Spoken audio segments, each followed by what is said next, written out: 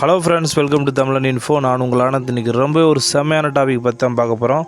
காட்டின் அரசனான சிங்கத்துக்கும் காட்டின் அரக்கனான புலிக்கும் இடையே சண்டை வந்துச்சுன்னா எப்படி இருக்கும், இதில் எந்த மிருகம் ஜெயிக்கும் அப்படின்றத பற்றி தான் பார்க்க போகிறோம். வீடியோ ரொம்பவே இன்ட்ரெஸ்டிங்காக இருக்கும், கடைசி முடியும் பாருங்கள். நம்ம சேனலுக்கு இப்போ தான் ஃபஸ்ட் டைம் என்ன சப்ஸ்கிரைப் பண்ணிக்கோங்க. வீடியோ பிடிச்சிருந்தா லைக் பண்ணுங்கள், ஷேர் பண்ணுங்கள், கமெண்ட் பண்ணுங்கள். இந்த ரெண்டு மிருகத்தில் உங்களுக்கு எந்த மிருகம் பிடிக்கும் அப்படின்றதையும் கமெண்ட் பண்ணுங்கள்.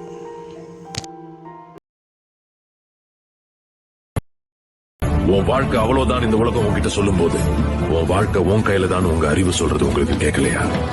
உன் அளவுக்கு நீ ஆசைப்படுன்னு இந்த சமுதாயம் உங்களை அமுக்கும் போது தன்னம்பிக்கையோட போராடுன்னு உங்க மனசாட்சி சொல்றது உங்களுக்கு கேட்கலையா? நம்ம ஃபஸ்ட்டில் சிங்கங்களை பற்றி பார்த்துடலாம். இது காட்டின் ராஜா அப்படின்னு இப்போ முடிவு சொல்லப்பட்டு வருது. ஓகே, இதோட சைஸு எப்படி இருக்கும் அப்படின்னு பார்த்தீங்கன்னா, இதோட சைஸு 4 அடி உயரம் கொண்டதாகவும் தலை முதல் வால் பகுதி முடியும் பார்த்தீங்கன்னா 10 அடி நீளம் கொண்டதாகவும் இருக்குமா. இதுக்கு 30 பற்கள் இருக்குமா. அதாவது சிறிய பற்கள் 24 பற்களும் 4 கோரை பற்களும் கொண்டதாக இருக்குமா. அந்த கோரை பற்கள் தான் மிருகங்களை ஈஸியாக கடித்து வேட்டையாடுறதுக்கு ரொம்ப உதவியாக இருக்குதான்னு சொல்கிறாங்க. அதே மாதிரி இதோட கடிக்கும் திறன் எவ்வளோ இருக்கும் அப்படின்னு பார்த்தீங்கன்னா 1000 PSI முடிவு இதோட கடிக்கும் திறன் இருக்குமா. ஒரு 300 PSI இருந்தால் போதும் நம்ம ஒரு மனிதனோட எலும்பு உடைக்கிறதுக்கு. மனிதனோட எலும்புன்னு இல்லை, எல்லா எலும்புமே உடைக்குது. 300 PSI இருந்தால் போதுமா. ஆனால் 1000 PSI அப்படின்றப்ப எந்த அளவுக்கு ஃபோர்ஸாக இருக்கும் அப்படின்றத பார்க்குங்க. இதே மாதிரி சிங்கங்கள் கூட்டமாக வாழக்கூடியது. கிட்டத்தட்ட ஒரு 20 சிங்கங்கள் முடியுமே சேர்ந்து கூட்டமாக தான் வாழக்கூடியதாக இருக்கும். அதேமாதிரி கூட்டமாக வேட்டையாடி சாப்பிடக்கூடியது.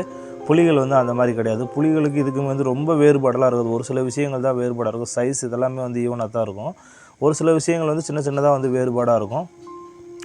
ஓகே, இதோட ஃபைட்டிங் ஃபோர்ஸ் எவ்வளோ இருக்கும் அப்படின்னு பார்த்தீங்கன்னா 1.5 டன்னுக்கு மேலே இருக்குமா. ஒரு ஆளை அடிக்குது அப்படின்னா ரொம்ப ஃபோர்ஸாக இருக்குமா. அதே கொஞ்சம் ரொம்ப அக்ரெசிவாக ரொம்ப கோபமாக தாக்கும்போது இன்னும் அதிகமாக கூட இருக்கும் அப்படின்னு சொல்கிறாங்க. அதே மாதிரி சிங்கங்கள் பார்த்திங்கன்னா ஒரு ஆளை தாக்குது அப்படின்னா இந்த பேய் படங்கள்லாம் தலை திரும்புது பார்த்திங்கன்னா அது மாதிரி மனிதனுக்கு தலை திரும்பிடும் அப்படின்ற மாதிரி சொல்கிறாங்க. அந்தளவுக்கு ஃபோர்ஸாக அடிக்குமா. அதே மாதிரி இதோட நெகங்கள் ரொம்பவே ஷார்ப்பாக இருக்கிறதுனால ஒரு இறையை பிடிச்சிருச்சு அப்படின்னா அதை விடுறது ரொம்பவே கஷ்டம் அப்படின்றது சொல்கிறாங்க. அதே மாதிரி இது ரொம்ப ஒரு நிதானமான உயிரினம். தேவையில்லாத இடங்களில் அதிகமாக கோவப்படாது. தேவையானப்போ மட்டும்தான் கோவப்படுமா. அதே மாதிரி இது குழுக்களுக்கு தலைவர்கள் தேர்ந்தெடுக்கும் போது போட்டி நடக்கிறதா சொல்லப்படுது. அந்த போட்டியில் எந்த சிங்கங்கள் ஜெயிக்குதோ அந்த சிங்கங்கள் தான் குழுவை வழி நடத்துகிறதா சொல்கிறாங்க. அதே மாதிரி பார்த்திங்கன்னா இந்த சிங்கங்கள் கூட்டமாக வசிக்கிறதுனால இரைகள் வேட்டையாடுறது ரொம்பவே கஷ்டமானதாக இருக்கும். இந்த சிங்கங்களே பார்த்து பயப்படக்கூடிய ஒரு உயிரினம் இருக்குது. அதான் காட்டு எருமைகள் அப்படின்னு சொல்லுவாங்க. அதுகளை பார்த்தா தான் இந்த சிங்கங்கள் பயப்படும். மிச்சம் எந்த மிருகத்தை பார்த்து இந்த மிருகங்கள் பயப்படாது. இதோட ரன்னிங் ஸ்பீடு எவ்வளோ இருக்குன்னு பார்த்தீங்கன்னா 50 மைல் வேகத்தில் ஓடக்கூடியதாக இருக்கும்.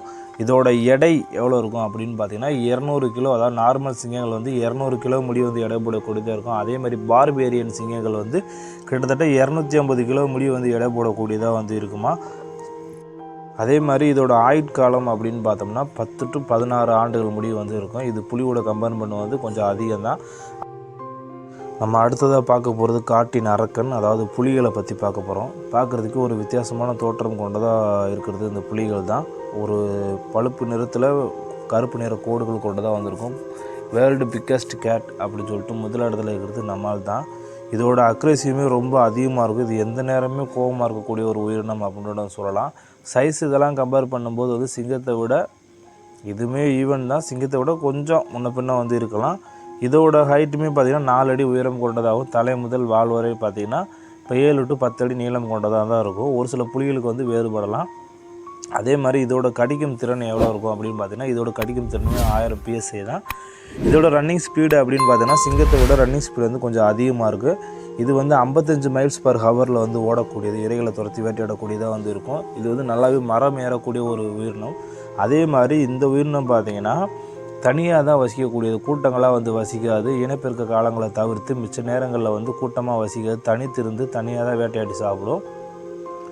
அதே மாதிரி பார்த்திங்கன்னா இதோட வெயிட் எவ்வளோ இருக்கும் அப்படின்னு பார்த்தீங்கன்னா 250 கிலோ முடிவு இருக்குதான்னு சொல்கிறாங்க.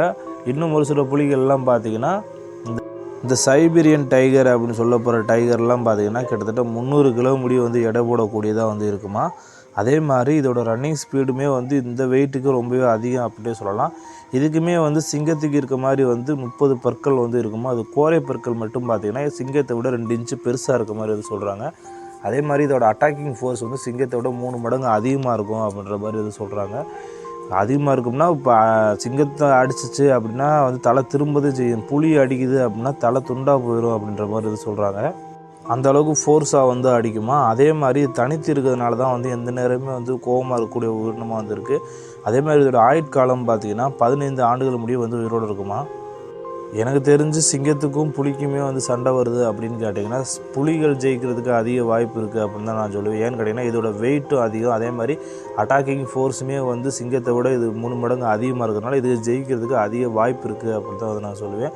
ஓகே ஃப்ரெண்ட்ஸ், வீடியோ பிடிச்சிருந்தா லைக் பண்ணுங்கள், ஷேர் பண்ணுங்கள், சப்ஸ்கிரைப்